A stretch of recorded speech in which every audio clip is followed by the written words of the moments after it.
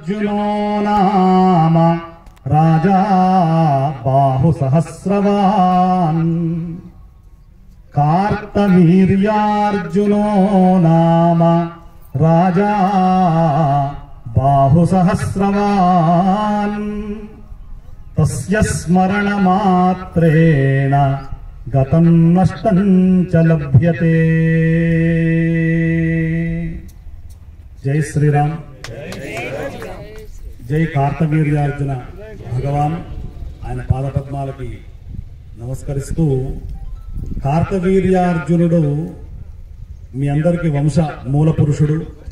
కార్తవీర్యార్జున స్మరణ చేస్తే మనం పూర్వజన్మ పుణ్యం చేత సంపాదించినటువంటి ద్రవ్యం, ధనమే కాదు ఏ వస్తువైనా సరే, పోయిన వస్తువు దొరకాలండి అంటే ఓం కార్తవీర్యార్జునాయ నమః అని చెప్పి ఆ మంత్రాన్ని మనం తీసుకోవాలి, ధ్యానం చేయాలి, జపం చేయాలి. ఎంత మహానుభావుడు కార్తవీర్యార్జునుడు అంటే, ఎవరికైనా 1000 బాహువులు ఎవరికైనా ఉంటాయా అండి ప్రపంచంలో? మామూలుగా మీకు 2 ఉన్నాయి, నాకు 2 ఉన్నాయి, అందరికి 2 ఉంటాయి. అంటే 2 చేతులతోనే మనం ఇన్ని పనులు చేస్తున్నామంటే 1000 చేతులుంటే ఎన్ని పనులు చేస్తాం? అంటే లోకాన్ని మొత్తాన్ని ఇక్కడి నుండి ఆ చింత చెట్టు ఇట్లా కదిపించాలంటే ఆయన ఇట్లా అంటే కదులుతుంది. మనం ఇప్పుడు ఇక్కడ కూర్చొని 100 మంది ఇప్పుడు అక్కడ పోయినా కూడా ఏ పని కాదు. కాబట్టి అంత పరాక్రమ సంపన్నుడు కార్తవీర్యార్జున భగవానుడు. ఆయన అంత మహా తపశక్తి సంపన్నుడు. ఎందుకు ఎట్లా వచ్చింది ఆయనకు అంత శక్తి అంటే, ఆయన దత్తాత్రేయ స్వామి యొక్క శిష్యుడు. దత్తాత్రేయ స్వామిని ఉపాసన చేశాడు. కార్తవీర్యార్జునుడి మించినటువంటి బలవంతుడు, పరాక్రమవంతుడు, శౌర్యవంతుడు ఎక్కడ లేడు. ఆయన అంత మహానుభావుడు. అటువంటి మహానుభావుడు మనకు భగవంతుడి యొక్క అవతారాల్లో త్రిమూర్త్యాత్మకమైనటువంటి అవతారం దత్తాత్రేయ స్వామి అవతారం.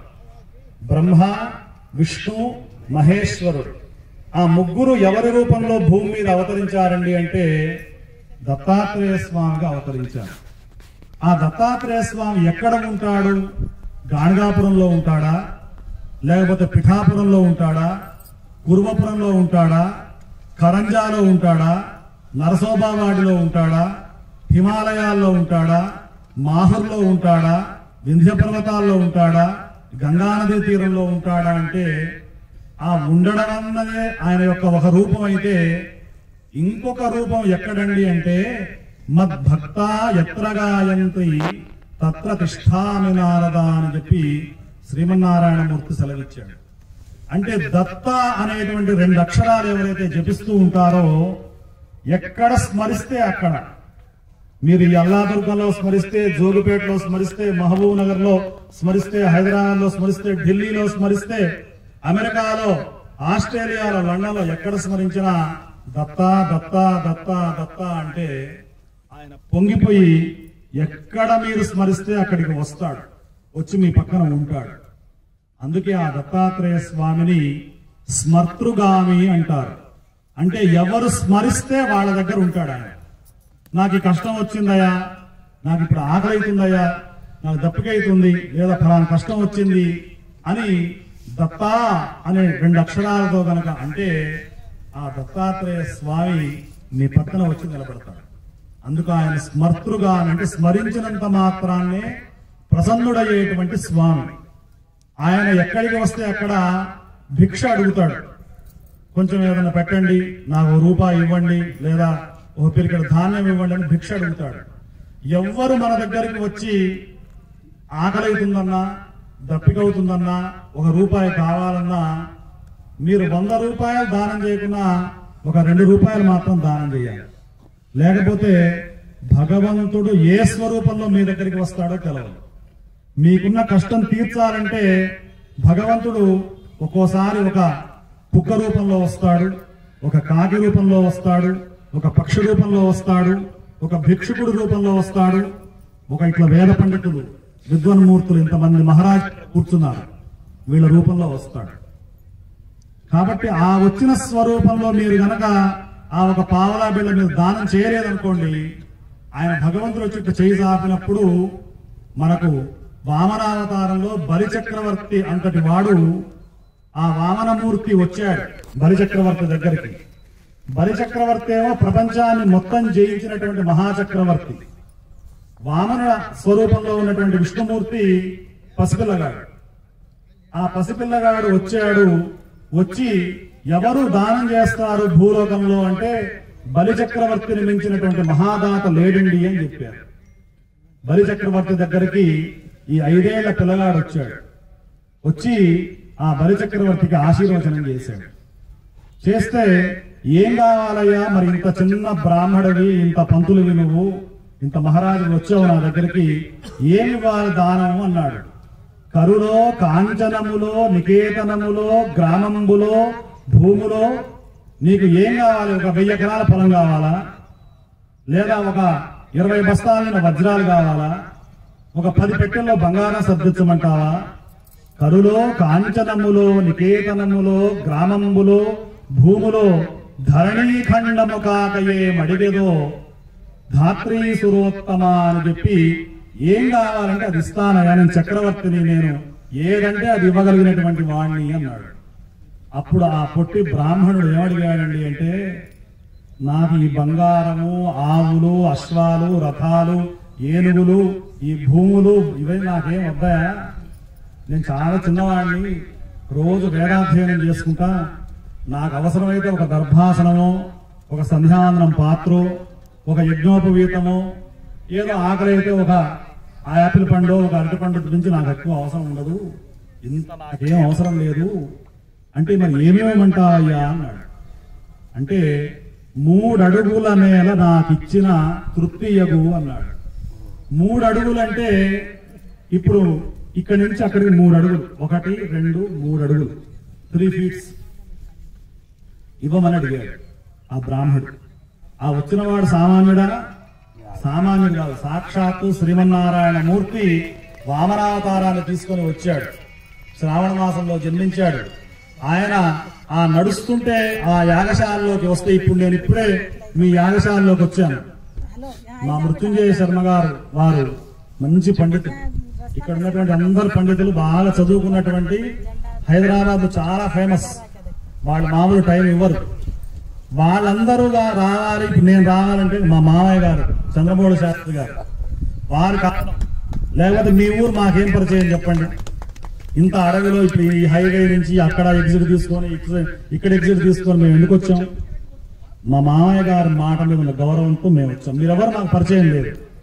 కానీ చంద్రమౌళి గారు ఇట్లా ప్రతిష్ట చేస్తున్నాం, కార్తవీర్యార్జునుడి ప్రతిష్ట, మీరు తప్పకుండా రావాలి అంటే ఆయన మాట మీద ఉన్న గౌరవం మాకు. పెద్దవాళ్ళ యొక్క వాక్కులో భగవంతుడు ఉంటాడు. పెద్దలకి మనం వాళ్ళ ఆశీర్వాదం ఎందుకు తీసుకుంటాం? మొక్కి. ఇప్పుడు ఆయన ఉన్నాడు పెద్ద, మా మామయ్య గారు పెద్దవాళ్ళు ఉన్నారు. వీళ్ళు ఎన్ని కష్టాలు, ఎన్ని నష్టాలు, ఎన్ని సుఖాలు, ఎన్ని బాధలు, ఎన్ని కరువులు, ఎన్ని దుఃఖాలు, ప్రపంచంలో ఎన్ని పరిస్థితులు చూసుంటారు వాళ్ళు. ఇప్పుడు కరోనా మన ముందు మొన్న వచ్చినటువంటి ప్రమాదం ఎంత భయంకరమైన ప్రమాదం. ప్రపంచాన్ని మొత్తం ఒక ఊపింది. ఎందుకు వచ్చిందో తెలుసా కరోనా? మనందరం ఏదైతే ధర్మం పాటించాలో ఆ ధర్మం మనం ఎవరం పాటించట్లేదు. ఆ ధర్మం పాటించలేదు కాబట్టి నేను విశ్వరూపాన్ని దాల్చి ప్రపంచాన్ని వణికిస్తాను అని చెప్పి ఒక చిన్న క్రిమి, కర్కటి అనేటువంటి ఒక రాక్షసి మొత్తం ప్రపంచాన్ని అతలాకుతలం చేసింది. ఇంకా భారతదేశంలో ఇట్లా పంతుళ్ళు, ఇట్లా యజ్ఞాలు, ఇట్లా యాగాలు, ఒక భగవన్నామ స్మరణ, ఒక గోసేవ, ప్రతి దేవాలయంలో ఒక దీపారాధన, ఒక ప్రసాదం దేవుడికి పెట్టడం, ఒక ప్రసాదం మనం తీసుకోవడం, ఇటువంటి కొన్ని ధర్మ కార్యక్రమాల వల్ల 12 జ్యోతిర్లింగాలు ఇక్కడ స్వయంగా వెలిసినాయి భారతదేశంలో. ఎవరు మీరు ప్రతిష్ఠ చేయలేదు. ఇవాళ మనం ఈ దేవాలయం ప్రతిష్ఠ చేయడానికి ఇంత చక్కగా ఇక్కడ కూర్చొని చేస్తున్నాం. కాశీలో విశ్వనాథుని ఎవరు ప్రతిష్ఠ చేయలేదు. యుగ యుగాల పూర్వం శివలింగం అక్కడ ఉంది. శ్రీశైలంలో యుగ యుగాల పూర్వం శివలింగం ఉంది. సోమనాథులో శివలింగం ఉంది. అట్లా అనేక చోట్ల శివుడు స్వయంగా వెలిశాడు.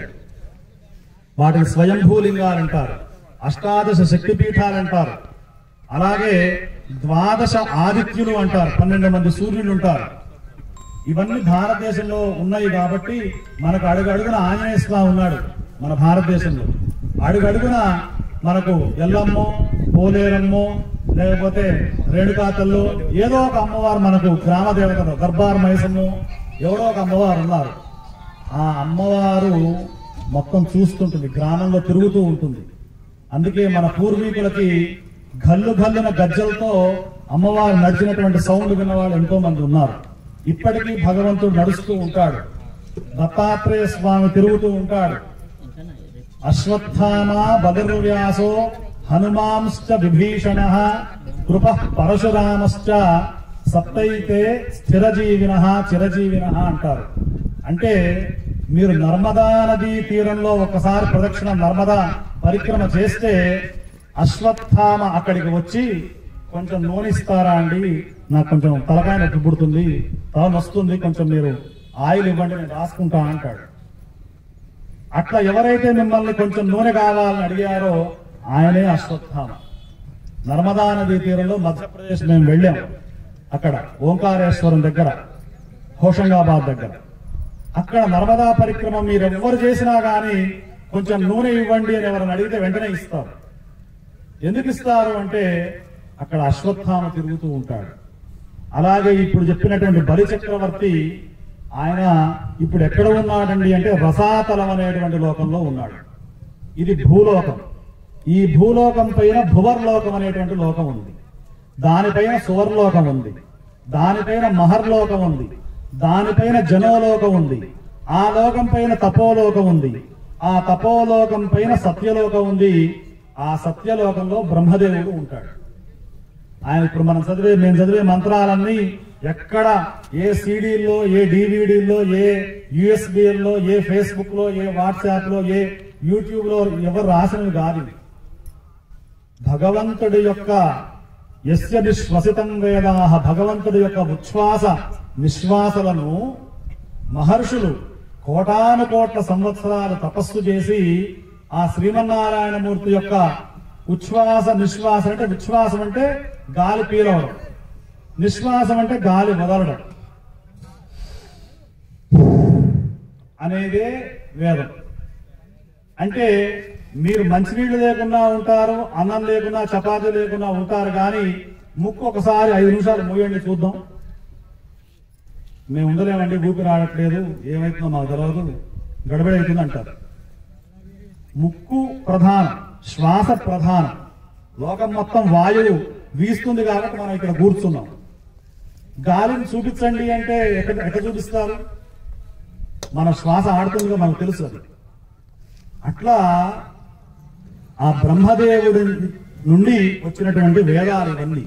మహర్షులు ఆ శ్రీమన్నారాయణమూర్తి యొక్క ఉచ్ఛ్వాస నిశ్వాసాలను విని ఆ ఉచ్ఛ్వాస నిశ్వాసాలను ధ్యానం చేస్తే వీళ్ళు చూశారు, ఎవరు రాయలేదు. అపౌరుషేయం అని పేరు వేదానికి. అంటే ఎవ్వరి చేత లిఖింపబడలేదు, సృష్టిలో అట్లా న్యాచురల్ గా ఉన్నటువంటి తరంగాలని వాళ్ళు చూసి వాళ్ళ శిష్యులకు చెప్పి దాన్ని వేదాలుగా అందరికీ ఉపదేశం చేస్తే వేదవ్యాస మహాముని అని ఒక మహాముని అవతరించాడు 28వ మహాయుగంలో. ఆ వేదవ్యాస మహాముని ఏం చేశాడంటే, మేము మొత్తం ఇదంత పెద్ద మహాగ్రంథాన్ని, ఉద్గ్రంథాన్ని చదవలేకపోతున్నామంటే దీన్ని ఋగ్వేదము, దీన్ని యజుర్వేదము, దీన్ని సామవేదము, దీన్ని అథర్వణ వేదము అని చెప్పి 4 వేదాలుగా దాన్ని మొత్తం తయారు చేసి ఒక్కొక్క శిష్యుడికి ఒక్కొక్క వేదాన్ని ఉపదేశం చేశాడు. ఏం వేదాలు? ఎన్ని వేదాలు మనకు మొత్తం? ఋగ్వేదము, యజుర్వేదము, సామవేదము, అథర్వణ వేదము అని చెప్పి 4 వేదాలను వేదవ్యాస మహర్షి వేదాలను విభజించి అల్పమతులైనటువంటి మానవులు కలియుగంలో జన్మిస్తారు కాబట్టి వాళ్ళకి సౌలభ్యంగా ఉండడం కోసం ఆయన ఈ వేదాలు అందజేశాడు.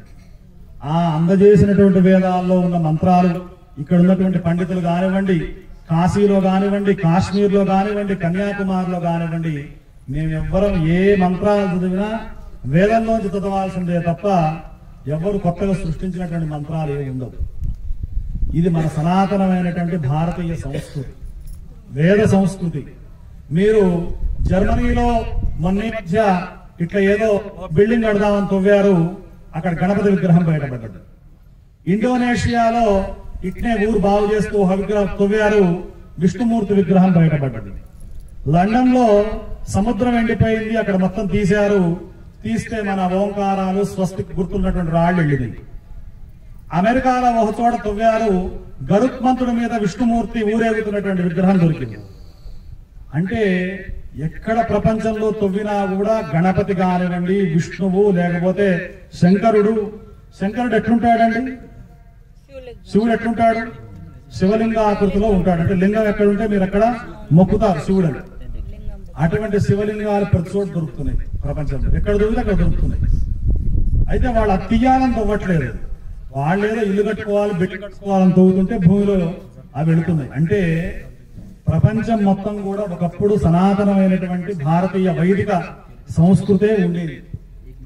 మనం ఆ సంస్కృతి మొత్తం అన్ని చోట్ల పాకింది. అది వాళ్ళు తెలుసుకోలేకపోతున్నారు. మనం తెలుసుకున్నటువంటి శాఖ భారతదేశంలో మిగిలింది. చెట్టు పెద్ద మహావృక్షంగా చెట్టు ఉంటే ఆ చెట్టుకి అనేకమైనటువంటి ఈ పుష్పాలు, ఫలాలు కాస్తూ ఉంటాయి. కానీ చెట్టు బాగా పెరగాలంటే నీళ్లు ఎక్కడ పోయాలి? మూలంలో నీళ్లు పోస్తేనే మీకు మంచిగా చెట్టు అన్ని కాయలు కాస్తాయి, పూలు పూస్తాయి, మీకు ఏది కావాలంటే ఆ చెట్టు అది ఇస్తుంది. అప్పుడు ఏమనుకుంటారంటే ఆ కాయలకి పూలకి నీళ్లు పోయకుండా కిందెందుకు పోస్తున్నారండి, ఆ పూల మీద కాస్త నీళ్లు తొలదాం, ఆ కాయల మీద నీళ్లు తొలదాం, ఇంకా ఎక్కువ వస్తాయని అనుకుంటారు కొంతమంది. కానీ వాస్తవానికి అట్లా వస్తాయా? కింద నీళ్లు 2 బిందెలు నీళ్లు పోస్తే చెట్టు మంచిగా అన్ని చోట్ల ప్రసారమై మీకు ఇంకా ఎక్కువ పళ్ళు కాస్తుంది.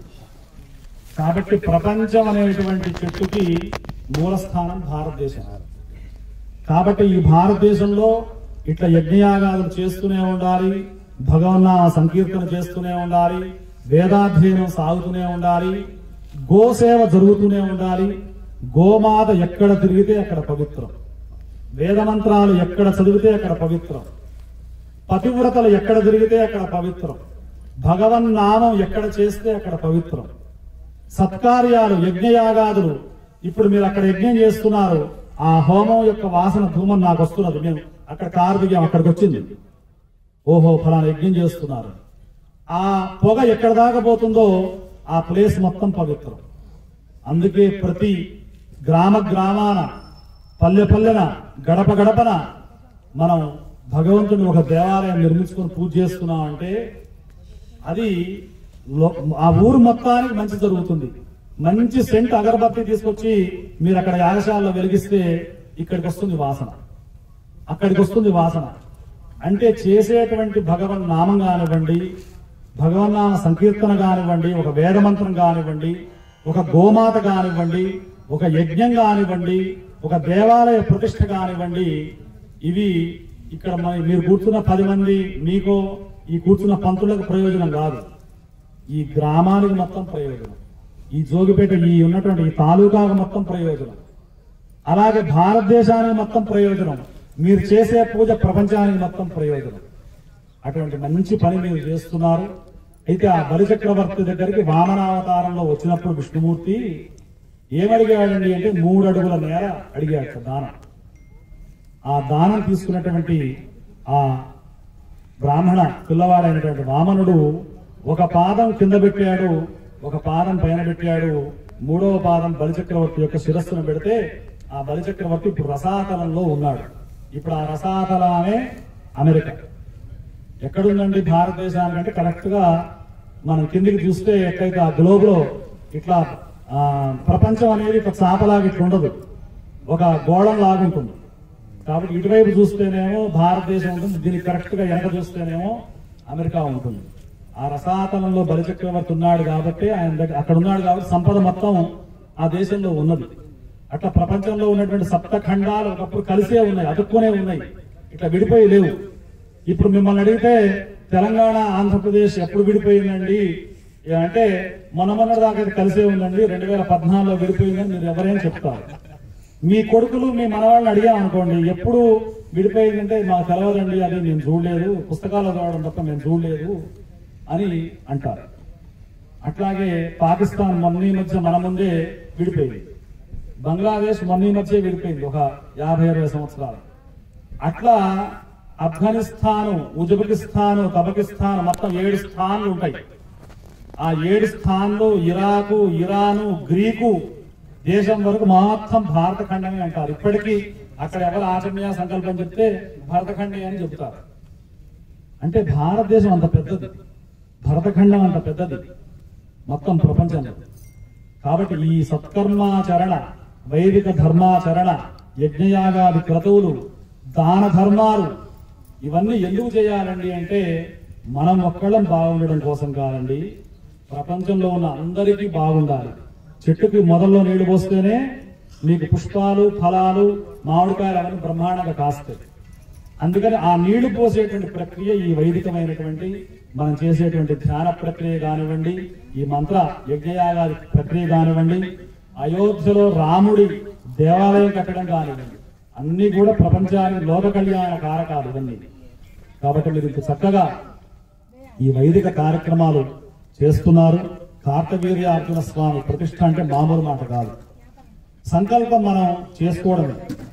అందరూ ఏమనుకుంటారంటే నా దగ్గర ఒక 50 కోట్లు ఉన్నాయండి, లేదా 100 కోట్లు ఉన్నాయి, ఒక 100 ఎకరాల పొలం ఉంది, నాకు ల్యాండ్ ఉంది, మేము ఇట్లా అనుకుంటే ఒక 50 కోట్లు ఖర్చు పెడితే దేవాలయం నిర్మాణం చేస్తాం అని అనుకుంటారు. అది మూర్ఖులు అనుకునేటువంటి మాట. దేవాలయ నిర్మాణం చేస్తాం, దేవాలయాన్ని నడిపిస్తాం అనేది మన సంకల్పం తీసుకుంటే మన సంకల్పానికి పైవాడి సంకల్పం తోడు కావాలి. తన్మే మన శివ సంకల్పమస్తు. నువ్వు సంకల్పం చేయడం కాదా, నీలో నీ గుండెలో ప్రవేశించి సంకల్పం చేయించిన వాడు ఈశ్వరుడు, పరమేశ్వరుడు. ఆయన సంకల్పం చేయించాడు. మీరు చూడండి, నేను ప్రపంచంలో అన్ని దేశాలు తిరిగి చూసా, డబ్బు ఒక్కటే ఉంటే దేవాలయ నిర్మాణం జరగదండి. చాలా మంది అనుకుంటారు నా దగ్గర చాలా ధనం ఉందండి అయ్యగారు మేము కడతామంటారు, అయినా కూడా కట్టలేరు. మా దగ్గర స్థలం ఉంది మేము కడతాం దేవాలయం అంటారు, అయినా కూడా కట్టలేరు. మరి దేవాలయం కట్టాలంటే స్థలము అంటే ల్యాండ్ ఇంపార్టెంటే, ధనము ఇంపార్టెంటే.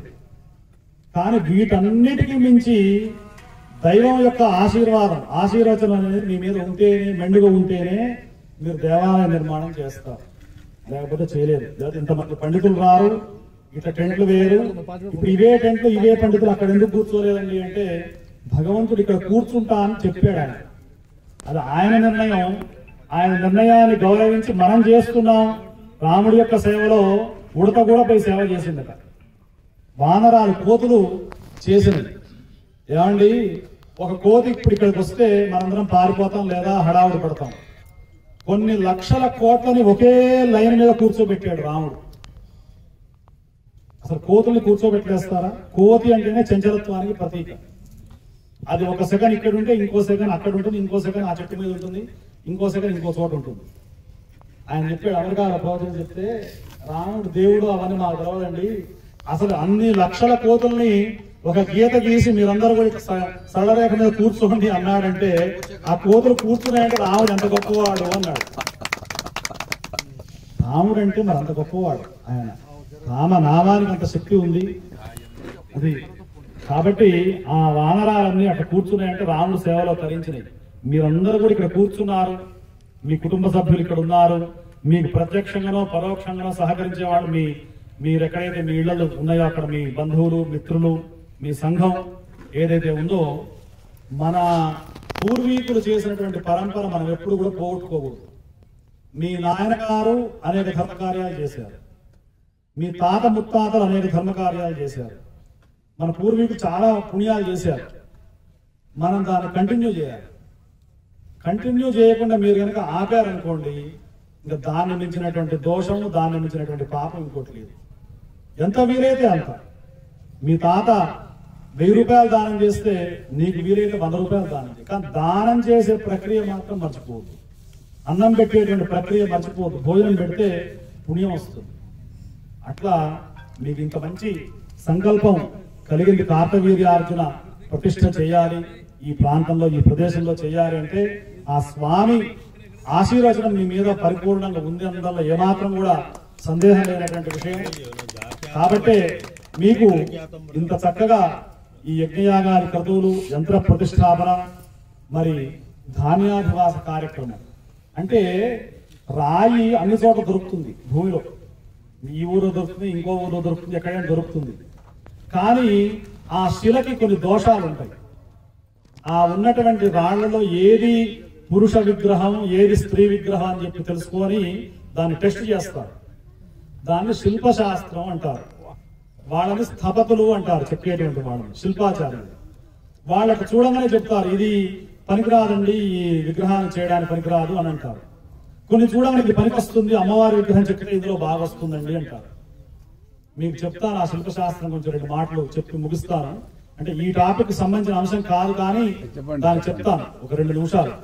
ఎందుకంటే మా మామయ్య గారు ప్రత్యేకంగా నన్ను పిలిచారు, మీకు 2 మాటలు మంచి మాటలు చెప్పాలి ఇక్కడ. ఈ స్వామి మొత్తం రాళ్లతోనే గుడి పెట్టాడు. రామభద్ర క్షేత్రం అని చెప్పి 16 స్తంభాలతో మొత్తం రౌతు, ఎక్కడ కూడా సిమెంట్ అన్ను ఇసుక కాంక్రీట్ లేదు. ఈయన గుడి కట్టాడు. మా మృత్యుంజయ శర్మ గారు అక్కడ కొన్ని వందల యజ్ఞాలు చేయించారు. మా మామయ్య గారు అక్కడ అనేకమైనటువంటి ఆ ప్రతిష్టా కార్యక్రమానికి వారు కట్టారు. ఆ రామభద్ర క్షేత్రంలో పెట్టిన యంత్రానికి మేము అనేక చోట్ల పూజ చేయించాము. ఈ శర్మ గారు ఏంటంటే మా మామయ్య వాళ్ళ దేవాలయం ఓంకారేశ్వర స్వామి దేవాలయంలో ఆ యంత్రం శివుడి దగ్గర పెట్టి పూజ చేయించి తీసుకురావాలని చెప్పి పోయి మా మామయ్య గారి దగ్గర పూజ చేయించుకొని మన రామభద్ర క్షేత్రంలో ప్రతిష్టాపన చేశారు. ఈయన రాయితో గుడి కట్టాడు. కాబట్టి ఆ రాతిలో తెలుస్తుంది ఏ శిల్పం ఎంత గొప్పదని. అయితే ఎందుకు చెప్తున్నానంటే, మీరు ఒకసారి సౌత్ ఇండియాకి వెళితే, తమిళనాడు, కర్ణాటక ప్రదేశాలు, కేరళ వెళితే ఆ దేవాలయాలు కనబడతాయి. శృంగేరిలో ఒక విద్యాశంకర దేవాలయం అని ఉంటుంది, చాలా అద్భుతమైన దేవాలయం. అయితే ఆ జక్కన్న అనేటువంటి ఒక అమరశిల్పి అంటారు. ఆయన మహా గొప్ప స్థపతి. ఆయన ఈ శిల్పాలు చెక్కుతూ ఒక అద్భుతమైన శిల్పం చెక్కాడు. పెద్ద దేవాలయం కట్టాడు. ఎంత పెద్ద దేవాలయం అంటే అది ఒక 1000 ఎకరాల్లో ఒక దేవాలయం కట్టాడు, మొత్తం రాయితోని తొలిచి. విగ్రహం పెట్టాడు. విగ్రహం పెడితే ఆ విగ్రహం పెట్టే ముందు రోజు ఒక చిన్న పిల్లగాడు వచ్చాడు. వచ్చి ఈ విగ్రహంలో లోపం ఉందండి, దోషం ఉంది, ఈ విగ్రహం ప్రతిష్ఠ చేయకూడదు అని చెప్పాడు. చెబితే చిన్న పిల్లగాడు, ఆయనకి ఏం తెలుసు అబ్బా, ఇంతమంది పెద్ద పెద్ద వాళ్ళు ఉన్నారు ఇక్కడ అన్నారు. లేదండి, మీరు చూడండి, ఆ విగ్రహానికి ఎక్కడైతే గుండె స్థానం ఉందో అక్కడ నీళ్లున్నాయి, జలం నీళ్లుంటాయి, కాబట్టి ఈ విగ్రహం ప్రతిష్ఠ చేయడానికి పనికిరాదు అంటాడు అబ్బాయి. లేదు లేదు అన్నారు. కాదు, ఒకసారి పరీక్ష చేయండి, ఇప్పుడు మీరు ఆ గుండె మీద కొట్టండి, నీళ్ల శబ్దం వినపడుతుంది, నీళ్లు ఉండడమే కాదు నీళ్ళలో కప్ప కూడా ఉంటుంది అని చెప్తారు. చిన్న 5 ఏళ్ల పిల్లగాడు. చెబితే ఆ మహారాజు గారు వచ్చి, మరి ఇంతమందిని ఛాలెంజ్ చేస్తున్నాడు ఈ పిల్లగాడు, మామూలుగా చెప్పట్లేదు, ఎక్కడో విగ్రహంలో కాళ్ళలో చేతుల్లో చెప్పట్లేదు, గుండె దగ్గరే ఉంటుంది, అక్కడ నీళ్లున్నాయి, నీళ్ళలో చిన్న కప్ప పిల్ల ఉంది అని చెప్తున్నాడు. వెంటనే అందరూ ఆ శాస్త్రం చదువుకున్న స్థపతులందరూ వచ్చి ఆ విగ్రహాన్ని రాజుగారి ముందు ఇట్లా తీసి ఇట్లా కొట్టారు. కొడితే టక్కుని ఇట్లా కొట్టగానే అందులోంచి ఒక కప్ప బయటకు వచ్చింది, నీళ్లు కింద పడ్డాడు. అంటే ఆ శాస్త్రం ఎంత గొప్పదంటే అందరికీ నేర్చుకుంటే కూడా వచ్చే శాస్త్రం కాదు. ఈ వేద మంత్రాలు కూడా అందరు నేర్చుకుంటే అయ్యేది కాదు. ఇప్పుడు మా పంతులలో కూడా చాలా మంది పంతులు ఉంటారు, అందరికి అన్ని రావాలంటే రావు. అది కేవలం ఈశ్వరుడి యొక్క అనుగ్రహం, మన పూర్వీకులు చేసిన పుణ్యం, మనం పూర్వజన్మలో చేసుకున్నటువంటి కూడబెట్టుకున్నటువంటి పుణ్యం వల్లనే సిద్ధిస్తాయి ఇవన్నీ. కాబట్టి మీరు ఆ విగ్రహం తెచ్చారంటే ఆ రాతికి చాలా దోషాలు ఉంటాయి. ఆ దోషాలు పోవాలంటే వేద మంత్రాల ద్వారా దాని సంస్కారాలు చేయాలి. దర్భని కాల్చి తగిలిస్తారు ఒకసారి, కాస్త నీళ్లు పోస్తారు ఒకసారి, తర్వాత దాని మీద ఒడ్లు పోస్తారు, ధాన్యం పోస్తారు, దాని మీద హారకర్పూరంతో తిప్పుతారు, కొబ్బరికాయ దిష్టి తీసి కొడతారు. ఇట్లా రకరకాల ప్రక్రియలు చేస్తారు మంత్రాలతో. ఎందుకండి అంటే ఆ రాతి మీద ఇప్పుడు అది అనేక మంది ఇట్లా తొక్కుంటారు దాని మీద గొడ్లు కూర్చొని ఉంటాయి, అది అడవుల్లో తిరుగుతూ ఉంటుంది, ఏమేమి ఉన్నాయో మన దోషాలు మనకు తెలవదు. కాబట్టి ఆ దోషాలన్నీ పోవాలంటే దానికి ధాన్యాభివాసము, జలాభివాసము, పుష్పాభివాసము, శయ్యాభివాసము, ఫలాభివాసము అని చెప్పి ప్రక్రియలు ఉన్నాయి. అవన్నీ కూడా మా మృత్యుంజయ శర్మ గారు ఇక్కడ ఉన్నటువంటి పండితులు అందరూ కూడా మంచిగా చెయ్యాలి. చేస్తే ఆ విగ్రహానికి శక్తి వస్తుంది, బలం వస్తుంది. అప్పుడు మీరు ఆ విగ్రహాన్ని మనం అనుకున్నటువంటి మా మామయ్య గారు చెప్పిన సుముహూర్తంలో కనుక మనం పెడితే మీరు ఈ కూర్చున్న వాళ్ళందరికీ కూడా కొన్ని వేల రెట్లు పుణ్యం వస్తుంది. దేవాలయం కడితే, ఒక్క దేవాలయం నిర్మాణం చేస్తే కొన్ని వేల రెట్ల పుణ్యం వస్తుంది. అయితే పెళ్లి చేసుకున్నామండి ఇవాళ అన్నంతో కాదుగా జీవితం. ఇంకా రేపటి నుంచి మళ్ళీ మీకు ఆ అమ్మాయిని జాగ్రత్తగా చూసుకోవాలి. మళ్ళీ మీకు పుత్రులు పౌత్రులు సంతానము వంశము మంచి చెడు ఎట్లుంటాయో దేవాలయం అయితే కట్టారు మీరు. చాలా అద్భుతమైన పని, మంచి పని. అందరు గట్టిగా చప్పట్లు కొట్టచ్చు మీరు ఈ పనికి. దేవాలయం కట్టడం అనేది చాలా పుణ్యం. మీరు స్థిరంగా ఎప్పటికీ జీవితంలో ఉంటారు. భగవంతుడి యొక్క హృదయంలో మీ పేర్లు రాయబడి ఉంటాయి. కార్తవీర్యార్జున స్వామికున్న ఆ బలము, శౌర్యము, పరాక్రమము, సంపద అవన్నీ మీకు వస్తాయి ఖచ్చితంగా. ఎందుకంటే మీరు ఆయన సేవ చేశారు కాబట్టి. ఈ దేవాలయం కట్టిన తర్వాత ధూపము, దీపము, నైవేద్యం అని 3 ఉన్నాయి. ఏ భగవంతుడికైనా 16 ఉపచారాలతో పూజ చేస్తారు. అంటే ఇప్పుడు నేను మీ ఈ గ్రామానికి వచ్చా, రాగానే నా కాళ్ళు కడుక్కోవడానికి నీళ్ళు ఇచ్చారు, మీరు ఈ వాటర్ బాటిల్ ఇచ్చారు, ఒక యాపిల్ పండు ఇచ్చారు, ఒక పూలమాల వేశారు, ఒక కుర్చీ వేశారు, రాండి స్వామి కూర్చోండి ఏదైనా చెప్పండి అన్నారు. కేవలం నేను మానవుని, మీరెట్ల మానవులు, నేను అదే మానవుని. కానీ ఒక పంతులు గారు మన ఊరు వచ్చారని మీరు నన్ను గౌరవంగా కూర్చోబెట్టారు. మరి భగవంతుడు అంతటి వాడు వచ్చి ఇప్పుడు ఇక్కడ కూర్చుంటున్నాడంటే ఆయనకి ఎంత ఏర్పాటు చేయాలి, ఎంత ఆయనకి ఈ నియమాలు ఉంటాయి, ఎంత ఆచారం ఉంటుంది, ఎంత పద్ధతులు ఉంటాయి. కార్తవీర్యార్జున స్వామిని మీరు ప్రతిష్ఠ చేస్తున్నారంటే ఆయన అక్కడి నుంచి దిగి రావాలంటే ఎంత చేస్తే ఆయన ఇక్కడ కూర్చోవాలి, కూర్చుంటే ఆయనకి ఎంత నైవేద్యం పెట్టాలి, ఆయనకి ఎన్ని పాలు పోయాలి, ఆయనకి ఎంత మంచి చెడు చూడాలి, ఒక దీపం పెట్టాలి. అట్లా ఇది చాలా పెద్ద ప్రాసెస్ దేవాలయాన్ని. మీరు కట్టారంటే మీకు చాలా పుణ్యం వచ్చింది. మీరు గొప్ప సేవ చేశారు జీవితంలో. 7 సంతానాలను 7 సంతానాలు ఉన్నాయి శాస్త్రంలో.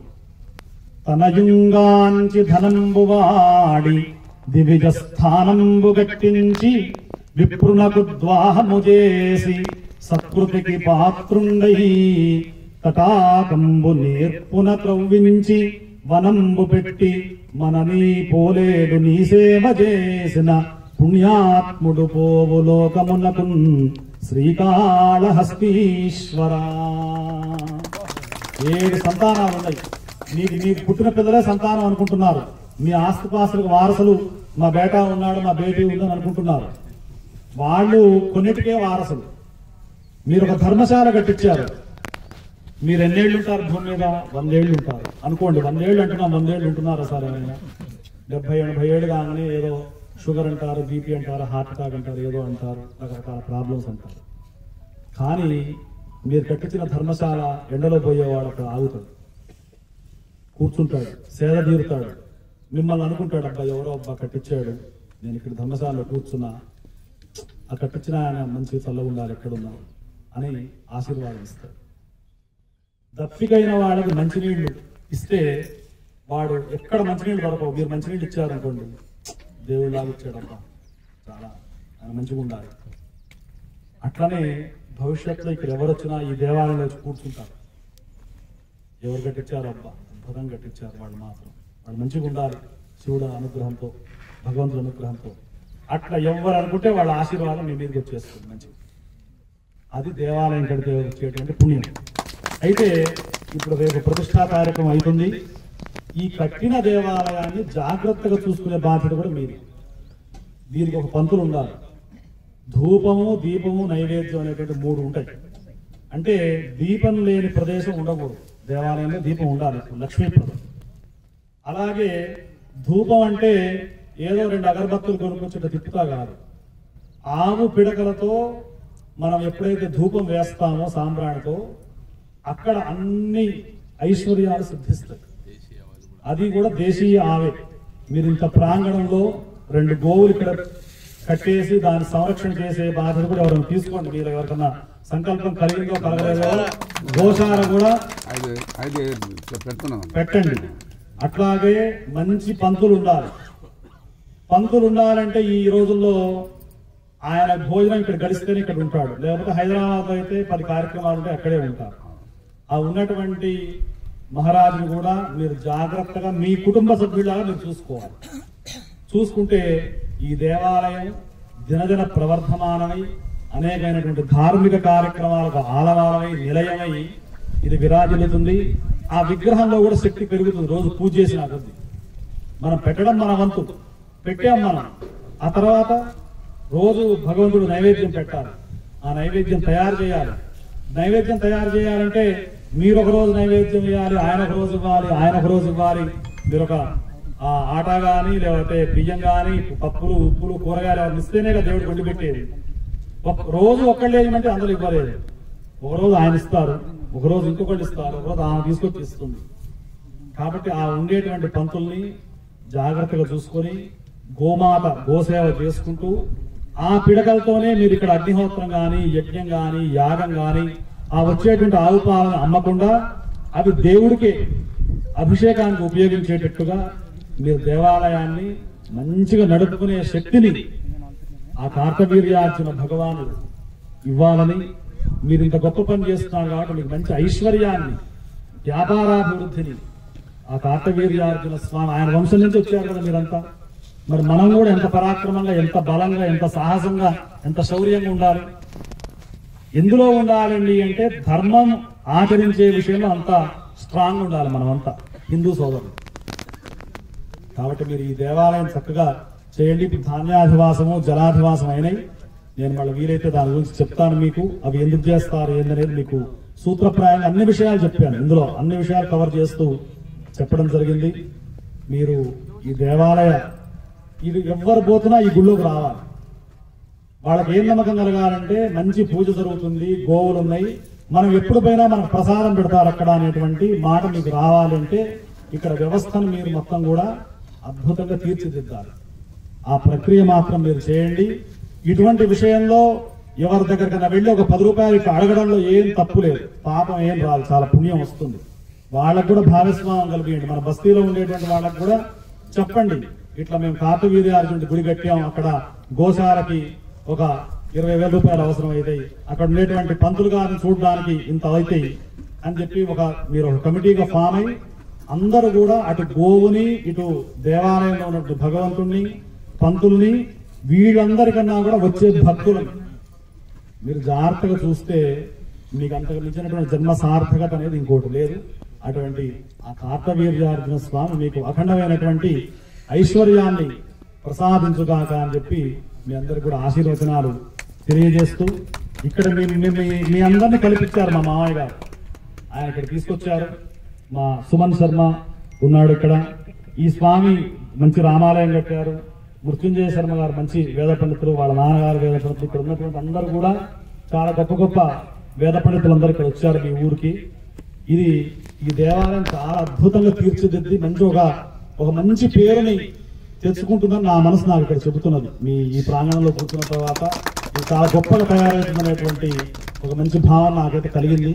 మీరు ఆ భావాన్ని నిలబెట్టాలి, ఆ భావాన్ని ఇంకా ముందుకు తీసుకెళ్ళాలి అని చెప్పి కోరుతూ హర నమః పార్వతీపతయే హర హర మహాదేవ.